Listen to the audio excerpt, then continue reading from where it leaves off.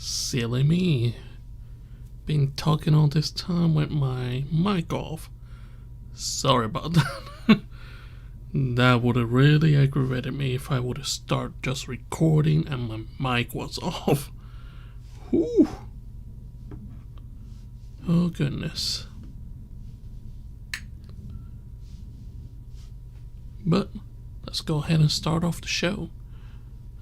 Today we're just gonna be narrating some stories that I'm gonna be, of course, editing later on and then just posting over here. The stories, you have not heard them anywhere. At least I hope.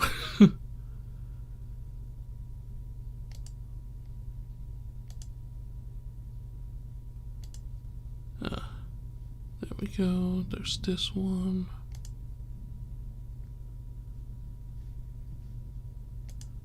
Some of them will get dark. That's why I got this whole thing set up. Not meant for kids.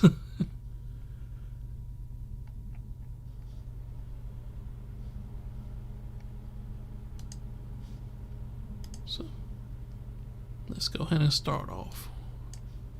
Minimize this. Or rather, just move it around.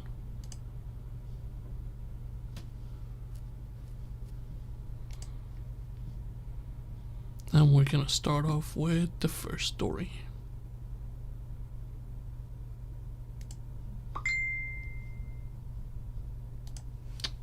Wonderful.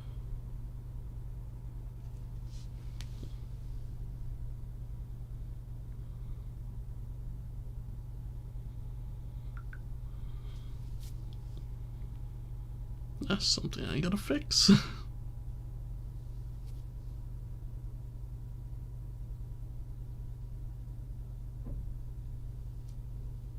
Least that I want is that phone to go off on the middle of a narration.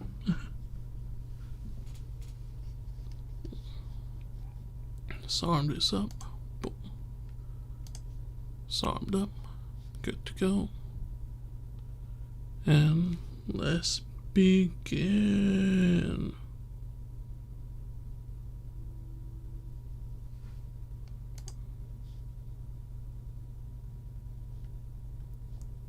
What? Why are you telling me it's not arm? It is arm. Stupid thing.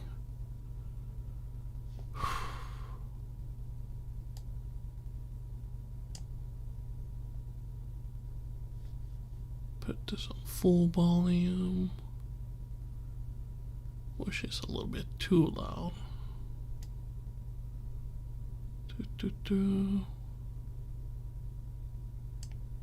Whoa. Yeah. Testing. Oh, too loud. Testing. A little bit. Testing. Perfect.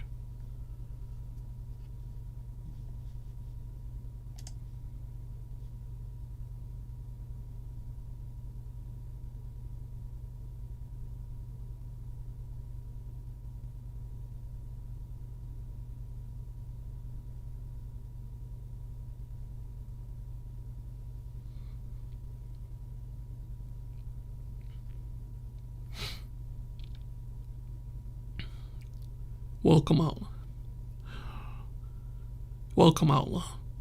Go ahead and have a seat, and I'll tell you today's story. Baptized by Hellfire. Written by Bloody Spaghetti. Narrated by Gamma Kotabi.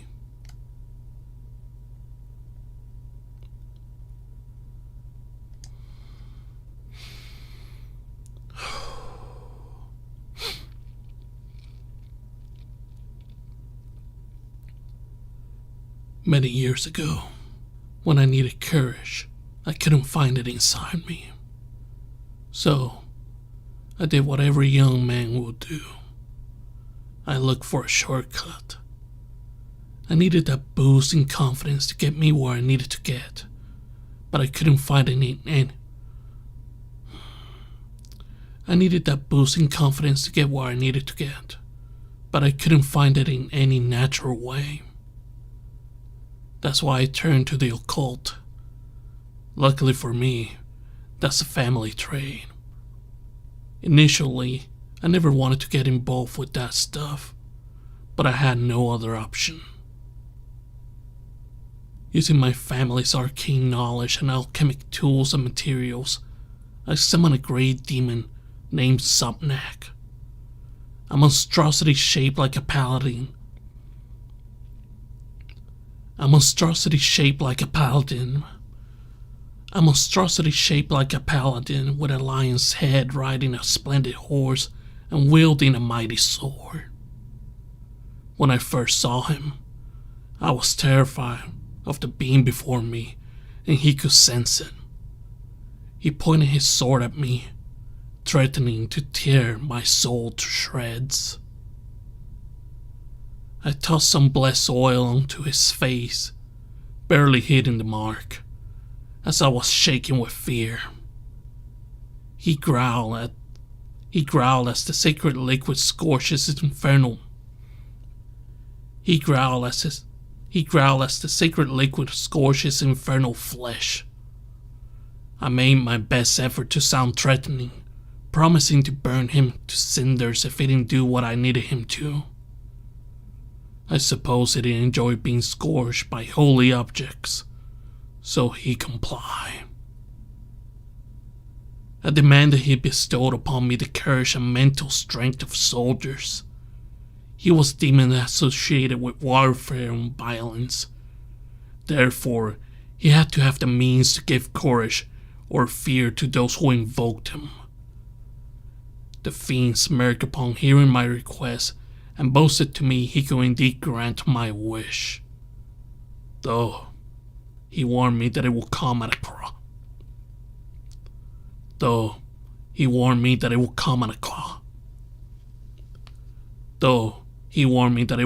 a cost. Being young and desperate, I didn't care about the repercussions and urged him to just do it. He extended his hand and told me to hold it. As I did, I felt something hiss and slither into my skin, causing me immense pain. It hurt so much I blacked out, but when I came to, the demon was gone and there were no marks left.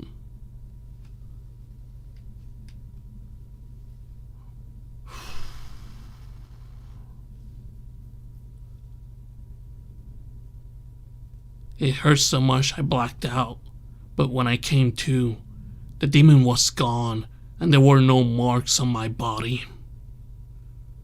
Soon enough, I came to find out that there was newfound courage and drive inside of me. Not long after, I found out it came at a significant cost.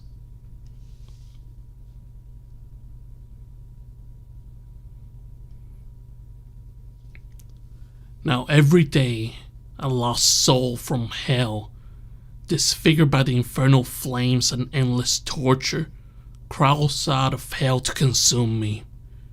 Every single day. I wake up to the sound of inhuman growling and cracking joints. Every single time I see those things, I feel like I am experiencing a heart attack. My chest burns. It is hard to breathe, and my body stiffens to the point of hurt. The beast comes unexpectedly, attacking me from behind, throwing me to the ground, scratching, biting.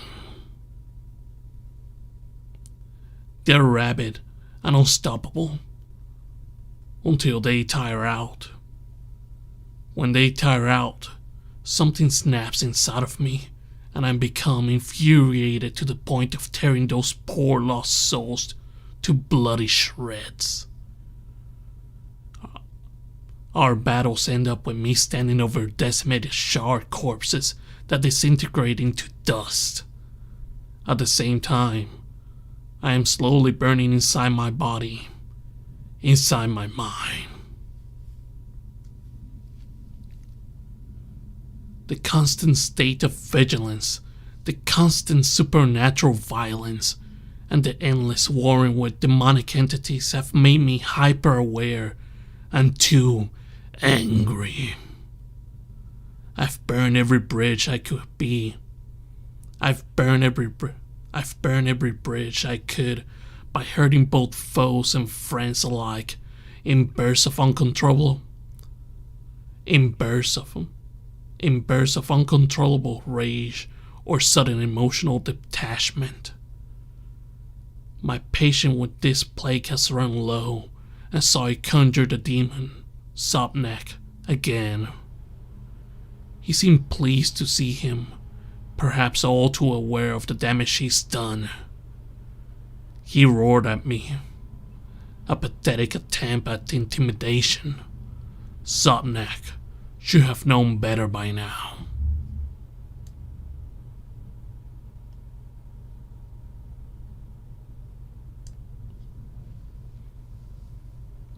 Oh, welcome, viewer. I just seen you there.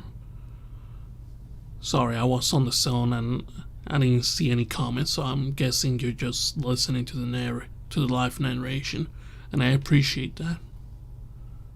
Now, let me go ahead and continue onto the story. He roared at me, a pathetic attempt at intimidation. Sobnek should have known better by now. I poured the holy oil at him, burning his feline face until I could see the muscle become exposed. He growled, begging me to stop. I halted the torture, demanding to know the solution to my problem. He refused to at first. The hell, I'm hearing a freaking echo over here. It's not the headphones. Those are all the way down.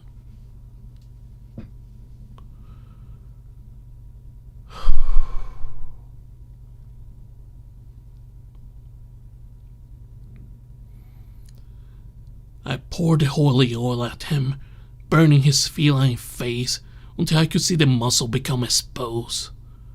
He growled, begging me to stop. I halted the torture, demanding to know the solution to my problem. He refused to answer at first, and so I tortured him some more, watching as he withered and howled while his flesh and armor were slowly burning off.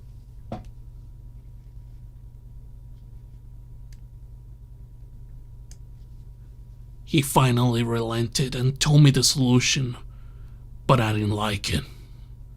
It wasn't worth it. Losing myself wasn't worth it.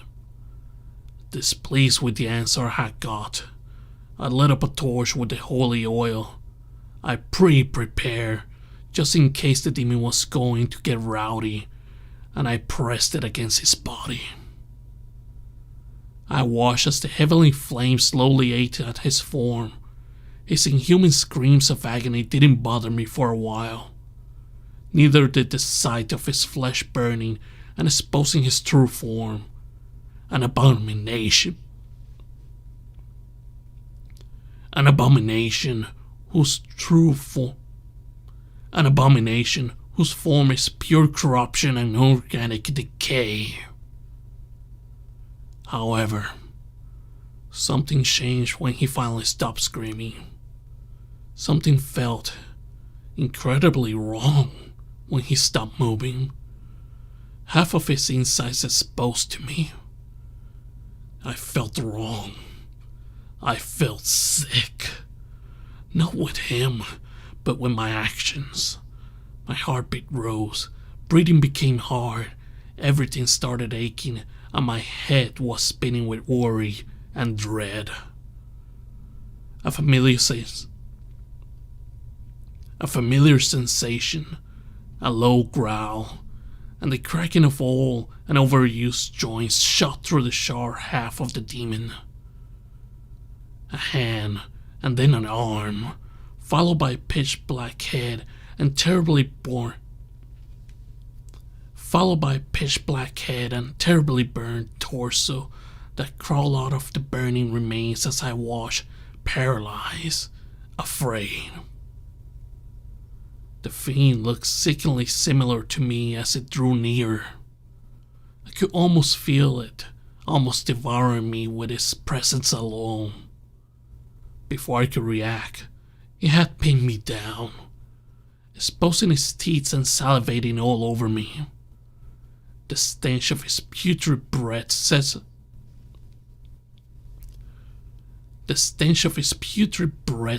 off a fire inside of me, and I did my best to punch the abomination right in his temple. Everything happened so fast. In the blink of an eye, I was caught up fighting yet another infernal spawn.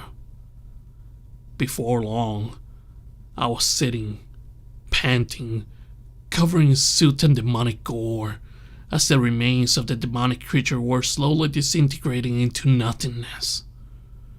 The battle had left me feeling depleted and empty inside.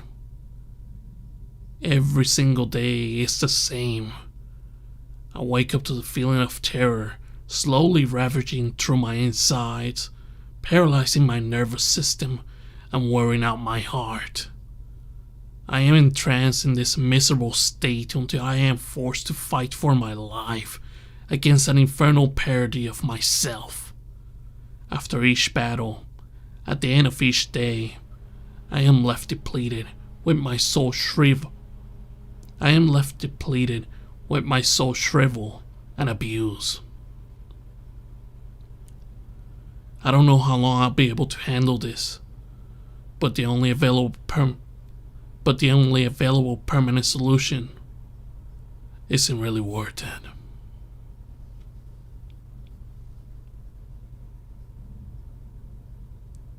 And that's today's story, Outlaw. Hope that you like it. Make sure to leave a comment and a like. And like always, see y'all on the wasteland.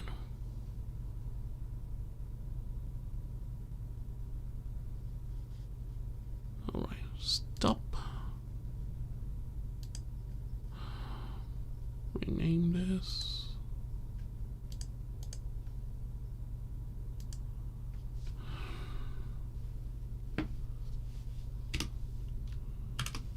Baptize.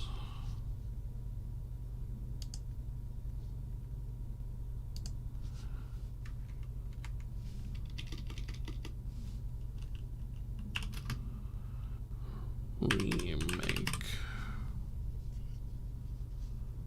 Right. Save. Hey, that's one story down. Let's get another one going.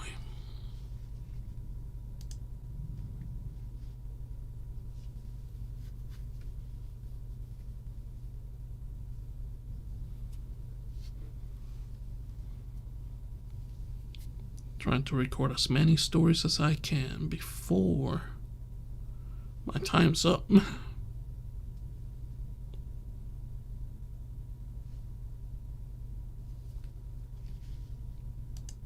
Let's not make the same mistake with this one.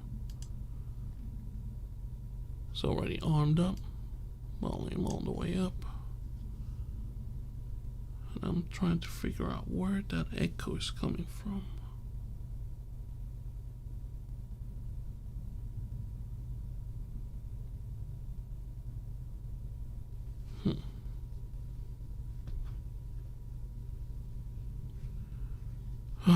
Gonna need some water for this.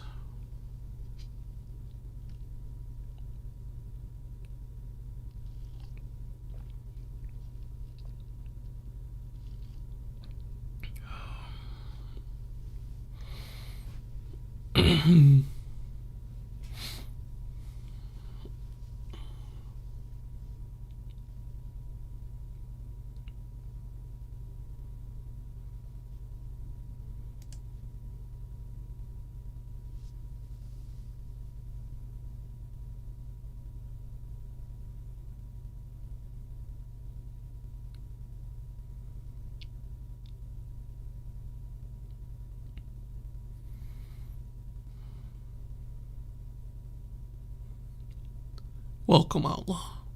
Go ahead and have a seat, and I'll tell you today's story.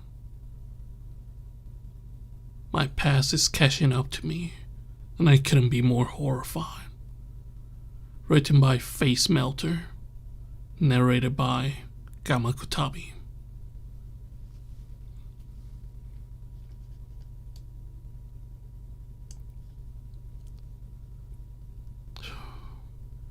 Today marks the 16-year anniversary of my father's death. No, don't bother. He was a horrible man. But I'll never forget that day. Ever. I got a new phone today, so none of my family has called or texted me since I got a new number. That's fine. I don't like dead weight anyway. You're probably asking yourself, why does this guy hate his family so much? Well, when I was a boy, 13 years old, my family was involved in a church group that seemed more like a cult than anything. I'll leave the name of the group out.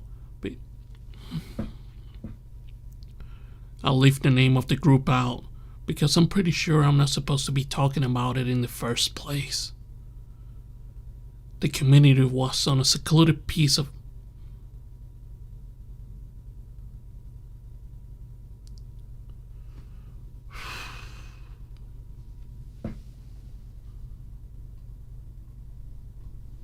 try this right here. Whew.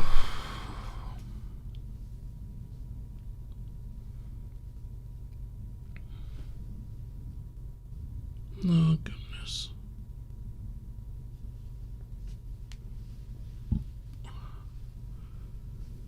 The community was on a secluded piece of land void of any type of civilization. There were 6 houses for families and a few other buildings for Bible study, etc. It was just us and our ways. After a while, I started noticing things. Strange, disturbing things. I met a friend there, and she was absolutely gorgeous. Her name was Andrea, and we had a bit of a puppy love thing going on. We loved books. We loved to read. We would sneak out to the edge of the woods, bring a lantern and just read books. After an hour, we will talk about what was happening in the books we were reading and really explore our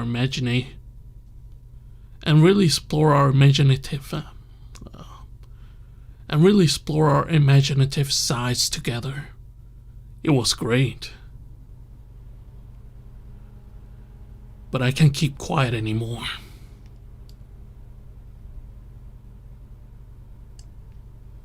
Once, I got told to come to a Bible study early, and I was excited because Andrea was there in the mornings. I was usually the class after. As soon as I walked in the room, Andrea was nowhere to be found. I went through the class with a sinking feeling in my chest. She was always in class. Always here. Where did she go? After class, I knocked on her family's door, and her mother answered. Hey, Matthew. How are you? She said with bags under her eyes. I'm okay. Miss Williams? Where's Andrea? I asked.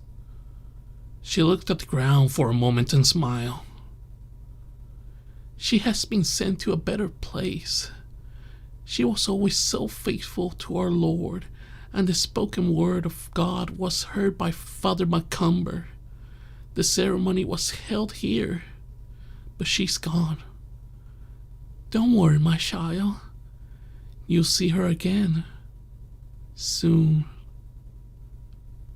I didn't pry anymore. I've never heard of these ceremonies, but I have my suspicions.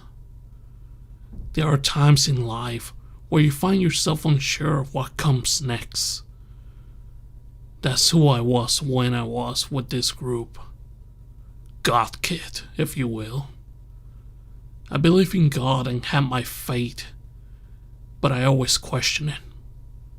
They welcome me with open arms, don't get me wrong, but still, I always wonder what came next.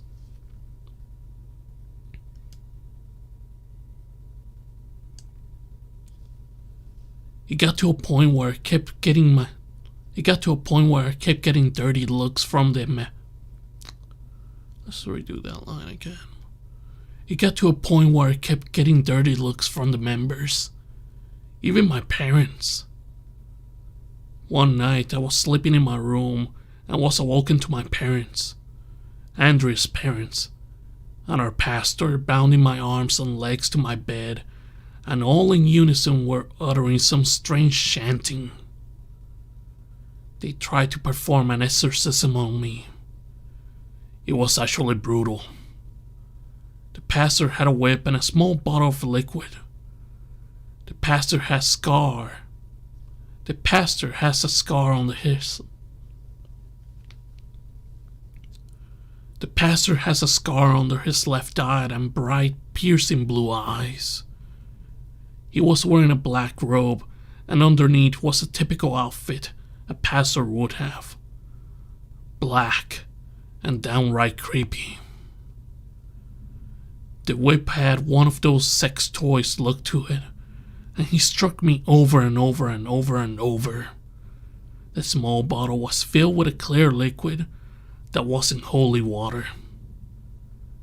It was most likely hydrochloric acid to give it the effect that I was being burned by holy water. I still have marks and bruises to this day. He didn't use too much, but still, it burned worse than anything I've known.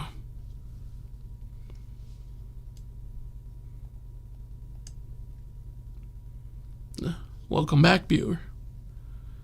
We're doing some live readings right now.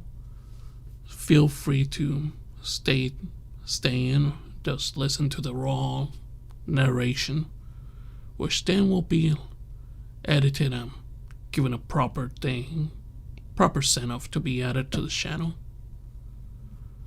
Now let's go back to the story. At the time, you couldn't possibly understand what I felt in that moment. It felt like absolute hell. It's funny. You'd think a holy ground wouldn't make you feel that way. My mother finally had enough of me crying and screaming in absolute agony. She untied the straps and tried to embrace me. I shoved her away and ran. I was still in my pajamas, but my adrenaline was off the charts. I ran all the way to the woods where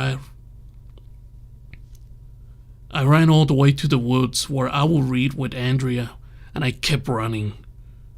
Finally, I tripped over something. It was hard, and it made my bare foot bleed. I looked at the source, and it was broken pieces of cement. That's when it all hit me like a freight train. Turning my head more and squinting my eyes in the dark, I was surrounded by headstones. The names on the headstones were some of the children that were here before and with me.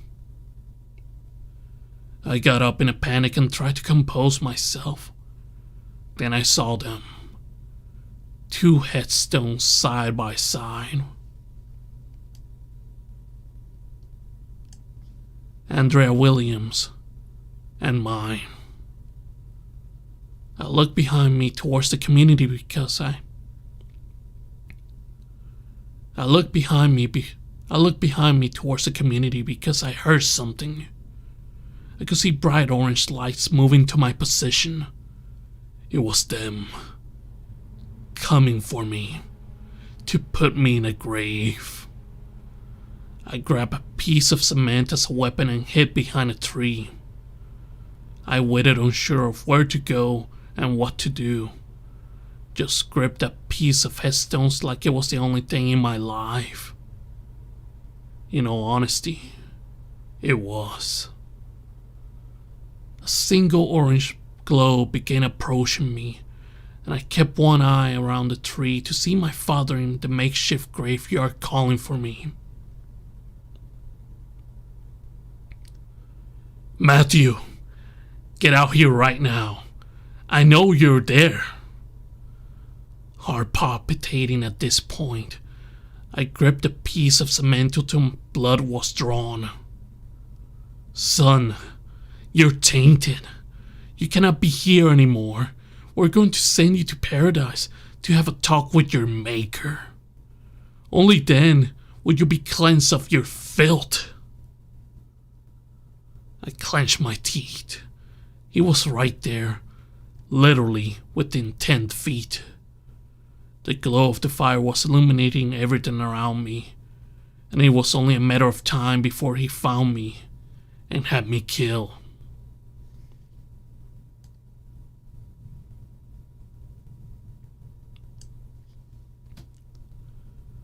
This is where everything began to make sense, though. I knew what I had to do. I waited just a moment longer, and right as my father made it right by the tree I was hiding behind, his face was there, and I slammed a piece of cement into his face. Before the flame dropped from his grip, he screamed and blood was everywhere. He was writhing on the floor, and eventually he rolled onto the fire accidentally. I watched my father burn alive until there was nothing but a charred corpse. The fire began spreading, and I ran into the woods and away from the growing flames. I had no more time to stand there and take in what I had just done. Eventually I made it up some hills. It wasn't easy, but I ended up towards the roads that meets the edge of the other side of the woods. Glancing behind me, I took one look back and found smoke rising in the distance. There was an opening in the trees, and I looked down at the community. All I could see was fire. I had a pretty clear view of the entire area. The fire was as in... Let me fix this right here. The fire was an intense show of power, and right above it was something insane.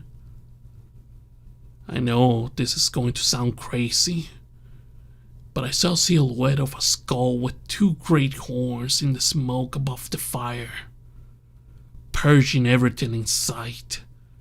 I ran more and more until my legs gave out and was just laying on the side of the road like roadkill. Eventually, I blacked out.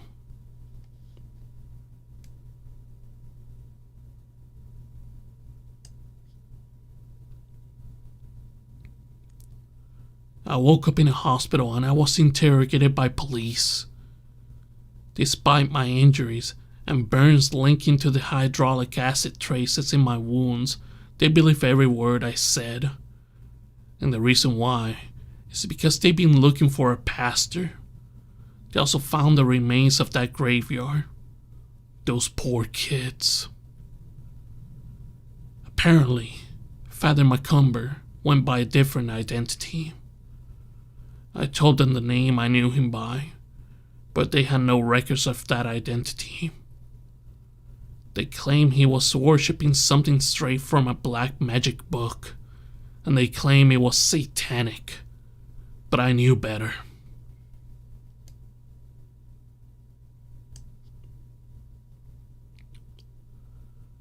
I know Satanism isn't something.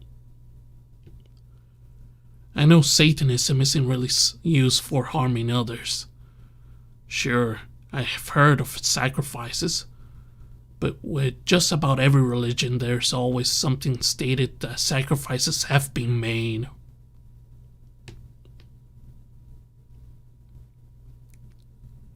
I asked them if they found him there or if he was dead from the fire. They say they didn't recover a body. The fire burned everything. My mother tried visiting me, but I told her to fuck off and that I never wanted to see her again.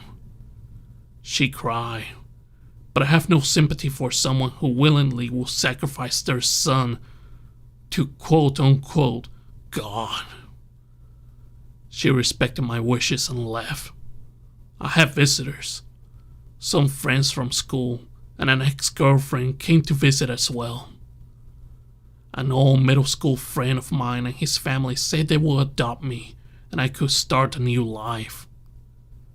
I wanted nothing to do with my family. None of them.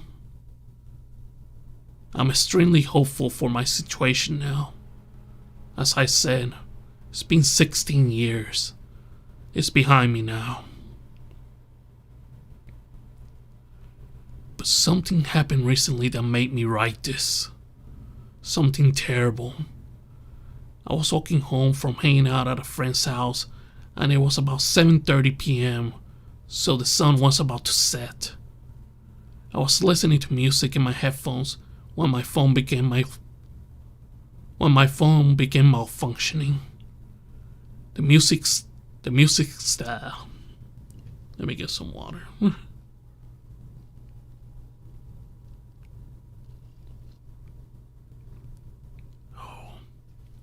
Oh, much better.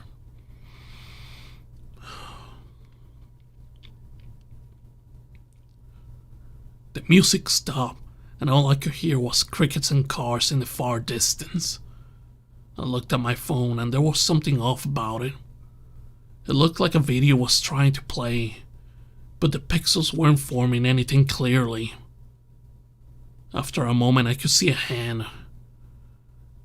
Then the hand clenched into a fist and pointed a finger to me, then slowly shifted to my right, as if the hand was pointing behind me. I kept staring at this strange image, and then my phone got extremely hot and I could see something form. It was a person with long, beautiful blonde hair. The face came into view and I gasped, almost dropping my phone. It was her. It was her. Andrea, tell me something from the other side. I looked behind me and there he was. Blue eyes. Blue eyes. Scar under the eye. Father Macumber. He looked exactly like he did the day he tried to have me killed. He looked exactly like the... Oh, great.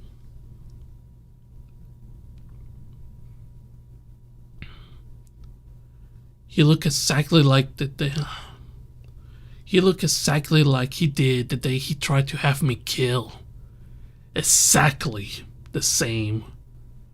In his black robes, holding an old tome and a holy water bottle in the other hand. He was smiling, ear to ear. I ran home faster than I did in those woods and locked myself in my room. I haven't slept in days. I'm so scared. What did I do? The morning I decided to write this, I had an unknown number call. I answered, and it was Andrea. Her static and hoarse voice repeated the word over and over. Run.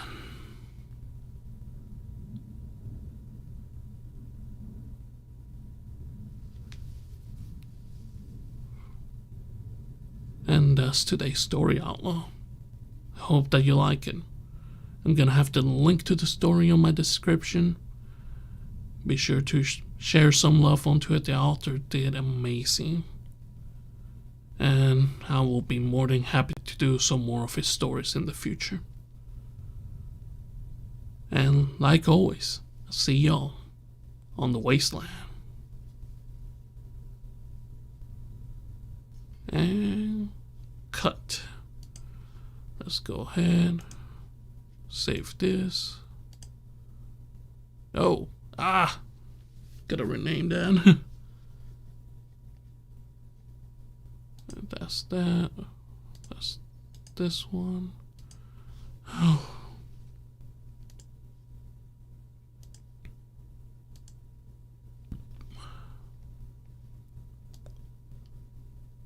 And this one is gonna be really depressing and dark.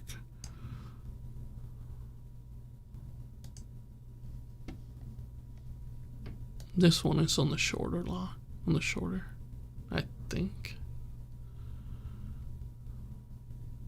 Still for this. 1, 2. It's gonna be story number 3. Arm it up.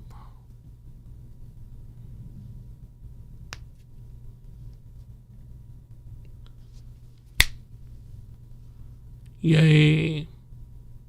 Alright. I should be good. I'll put that on max. Make sure the sound's still good. Yay! That's good enough.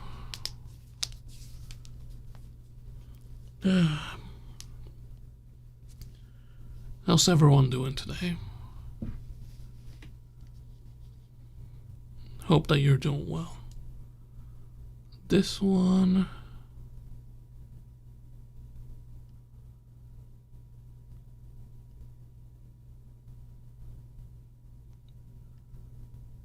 There's gonna be some lines I'm not gonna be narrating because it's not the narrator, but it's gonna be some other people in there. And if I'm not mistaken, I got most of the lines over here.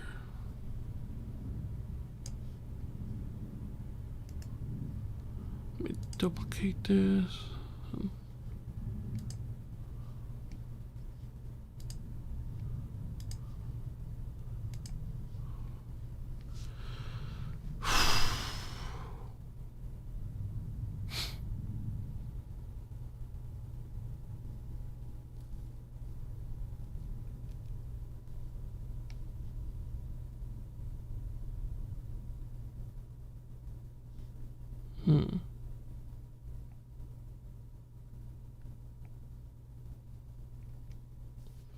Hi sis, thank you for stopping by.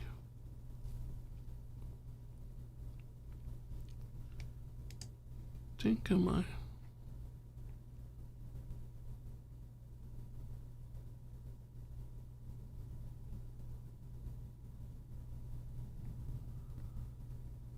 Oof, this one gets really dark.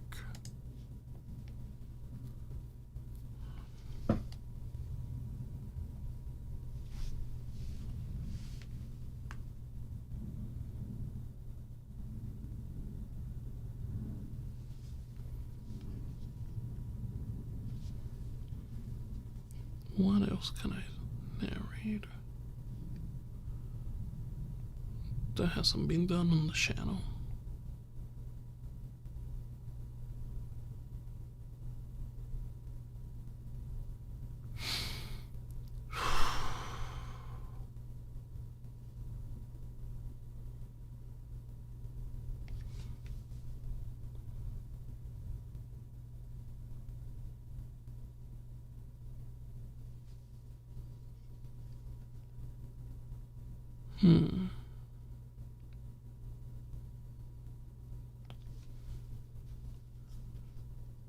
Already done that and that.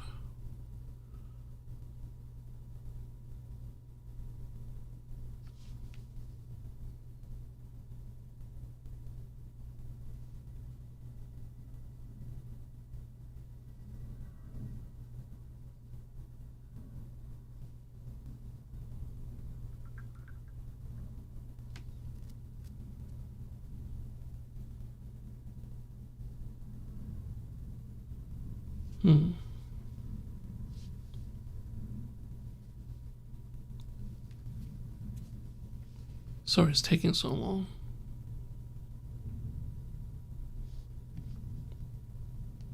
This It's really annoying whenever it pops up. It's like, hey,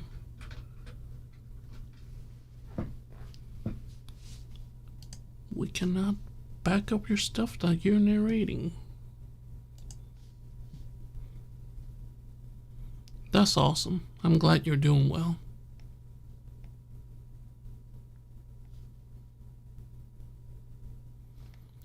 Oh, snap. You know what?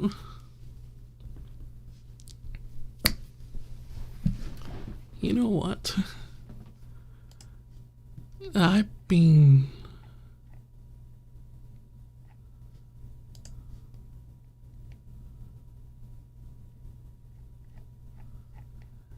narrating other people's work, and I got 2 stories here staring that I wrote before that are staring on my face.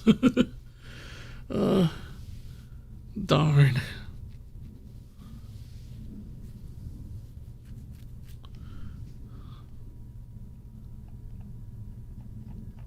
I guess I'll do one of them.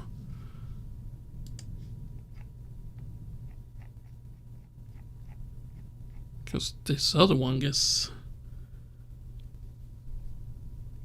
The person, my friend who I had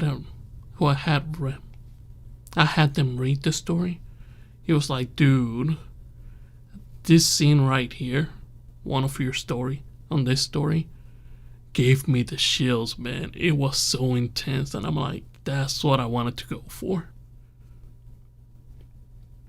And then I added some more stuff onto it, and it's roughly 5 pages long.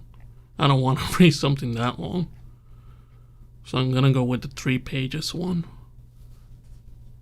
It's part of kind of a world that I'm building through the time. I got some other ones, but these are the latest 2 that I've written.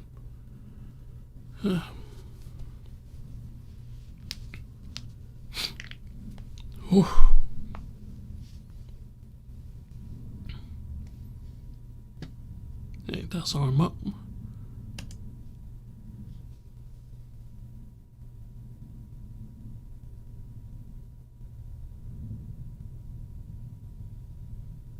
Hey there, outlaw. Go ahead and have a seat, and I'll tell you today's story. Codename Snare Consummate. Written by Gamma Kotabi. Narrated by Gamma Kotabi.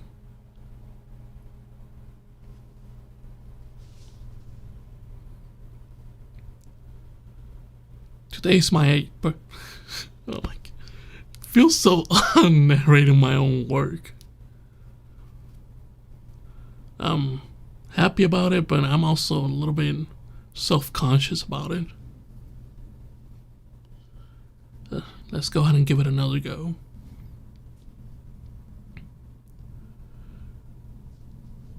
Today is my 8th birthday. Today's my 8th birthday, and my parents said that they'll be taking me out.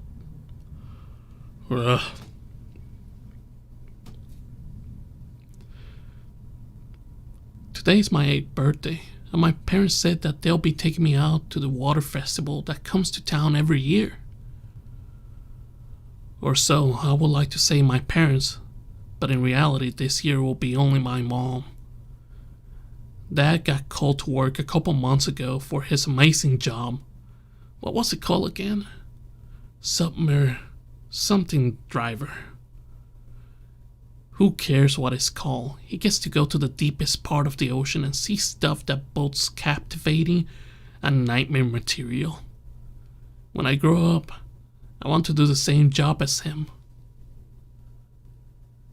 At the water festival, there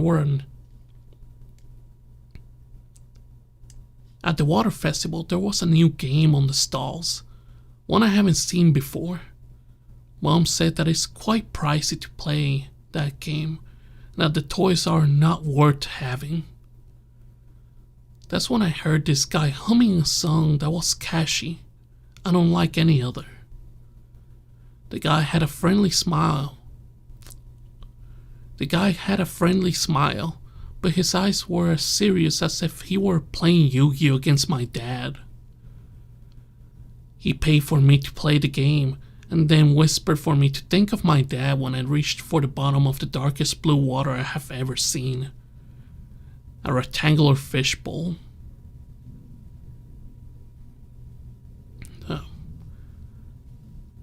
The darkest blue water I have ever seen in a rectangular fishbowl. I pull up my sleeve on my long sleeve shirt and wish for my dad to be with me, with everything I could muster. I felt a circle in the fishbowl, and I pulled it up. The toy I got looked to be the highest quality. The detail in it was superb.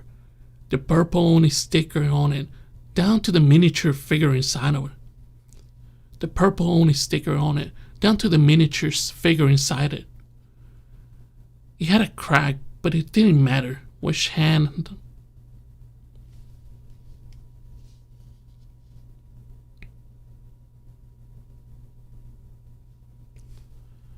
It had a crack, but it didn't matter which hand that I pulled it with. It was also damaged with 3 scars. Some weird color squid was surrounding it. I took it off and stepped on it, and an audible. I took it off and stepped on it. And an audible. Ah! I took it off and stepped on it, and an audible splat was heard.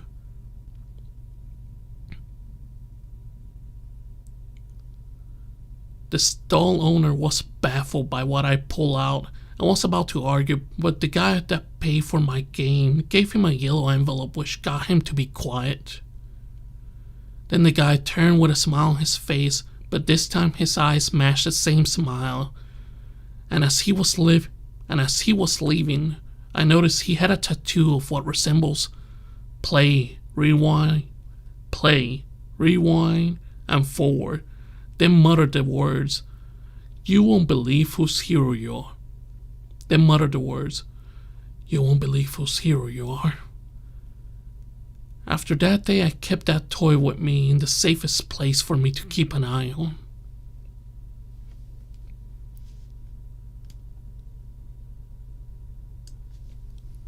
Years passed and I followed in my dad's footsteps.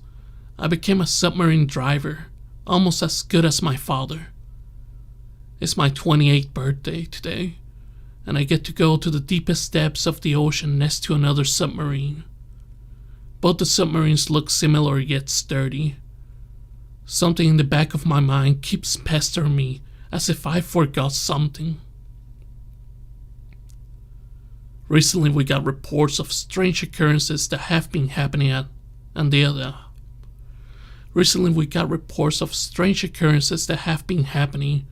and the other submarine driver is the latest survivor of the attack. Of an attack. Just whispers of what happened to them have been heard, and others even consider the survivor to be lucky at the fact that they haven't been put on paid leave. Excuse me. Time for the debriefing happened, and that's when I saw who the survivor of the attack was. It was my dad. I couldn't believe it, since working my way up in this profession.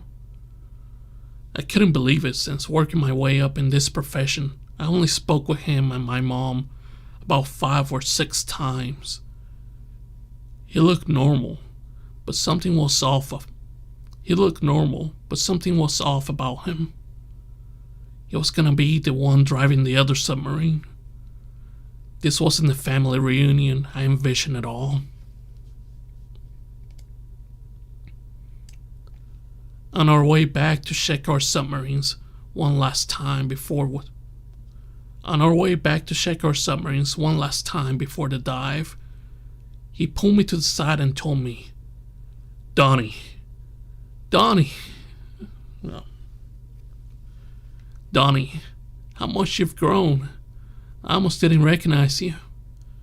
This wasn't the way I wanted us to be reunited, but before we go down, there's something I'm gotta tell to you.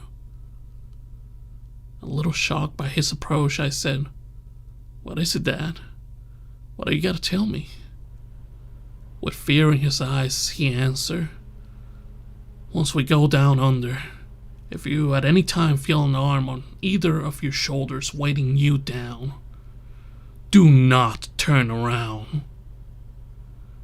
What you will see if you do will appear as a squid, then a human, then something unearthly all the while flashing lights are being seen by you.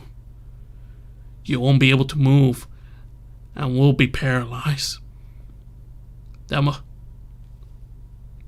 was my first encounter with it, and luckily, it just moved on to something else. I was cursed with a headache that no amount of ibuprofen could have taken away. Luckily, the headache subsided 2 weeks all on its own. I was the most recent incident, but the one before me wasn't so lucky. They were paralyzed and had to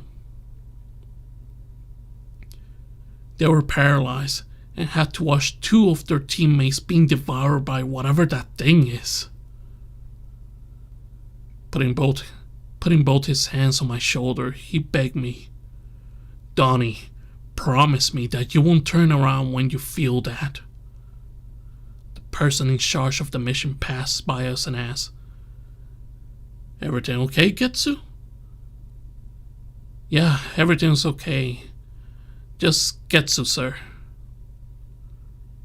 "Yeah, everything's okay. Just Getsu Senior doing an old ritual before we heard." "Yeah, everything's okay. Just Getsu Senior doing an old ritual before we head down under." Looking back at my dad, I nodded my head and mouted the words, "I promise."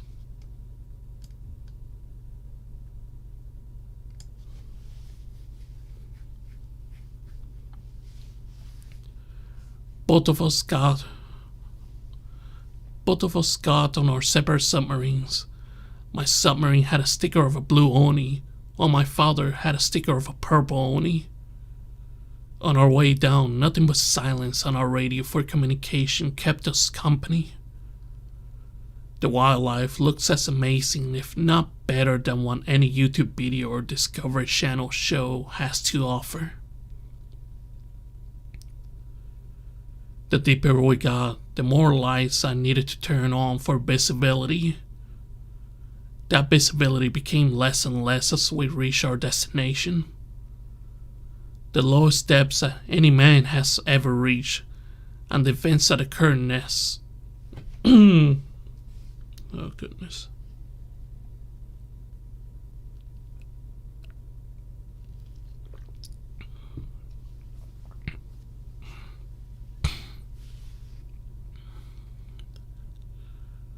The lowest depths any man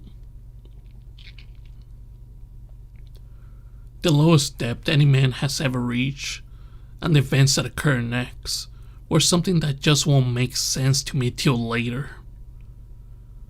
The submarines we got wouldn't go any lower. The submarines we got wouldn't go any lower. What I would just call a veil just won't let us.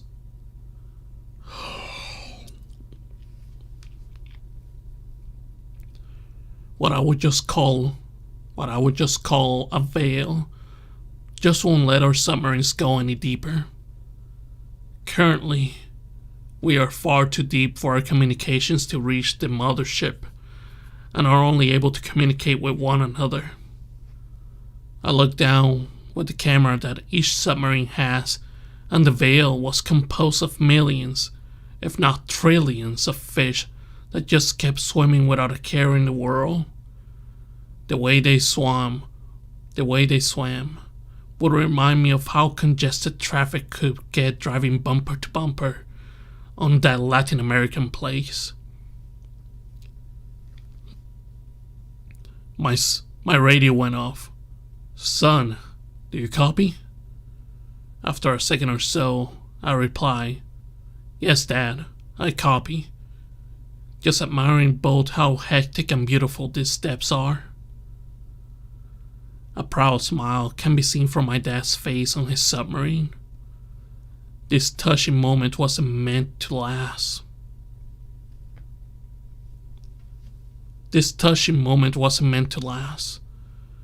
I cursed the very heavens for what they did next. I felt an arm pushing me down. My blood ran cold. Curiosity was driving me insane, just to turn around and see who was pushing me down. Screams can be heard from my radio. "No, no, no, no, no! Why's that thing pushing me down now? Donnie, if you're feeling the same thing I am, keep your promise to me, damn it! Do not turn around!" I looked at my dad's submarine, and a small crack appeared on it, just kept spreading down. "Donnie, keep your promise to me, and put all power on your submarine to just propulsion systems aiming upward. Donnie, just keep your..." I could do that one better.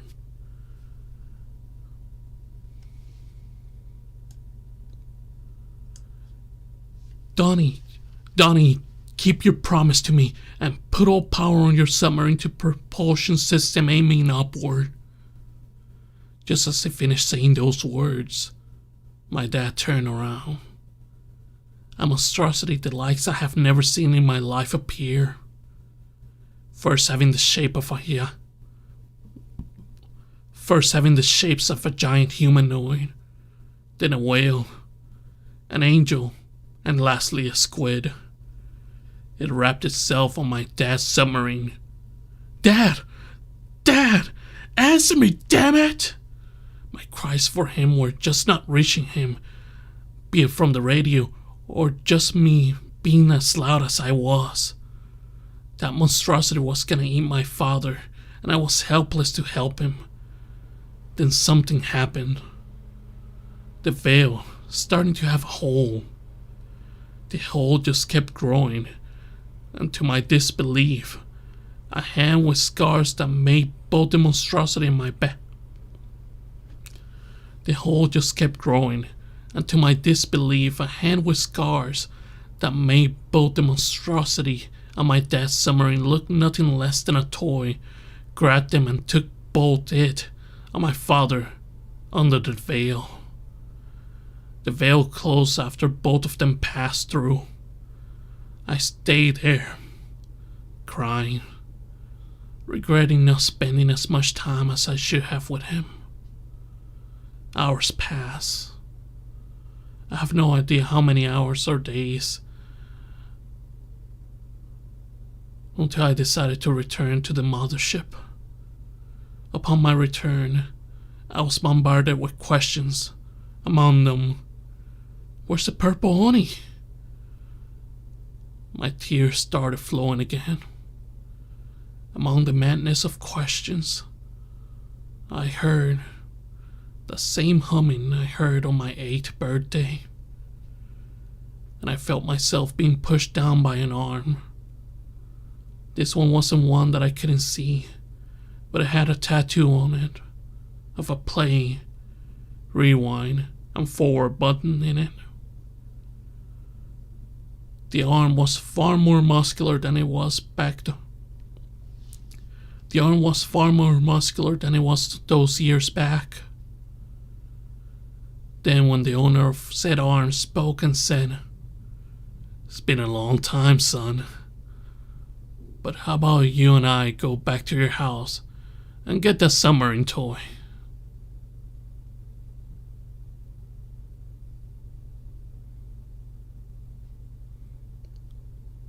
To be continued.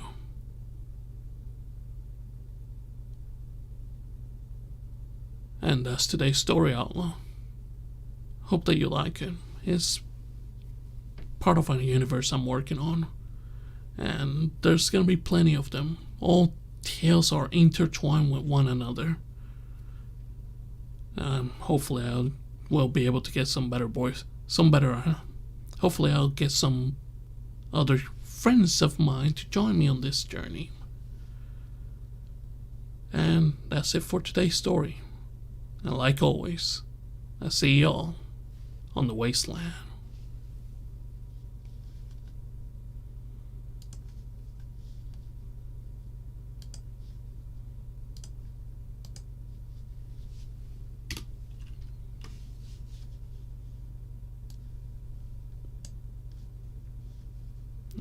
Let's go ahead and put the name in.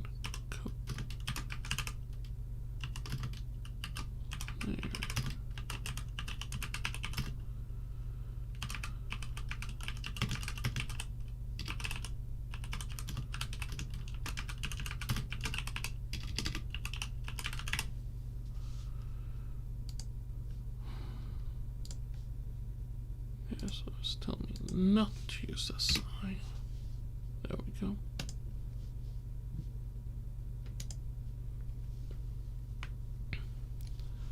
Alright, and that is 1, 2, and 3 stories. I was gonna get greedy for 2 more, but those are way too long. And I think I held y'all for quite a while, as a matter of fact. Barely some hours. Thank you all for showing up. I appreciate you. And look forward to hearing the end product in the future. Take care.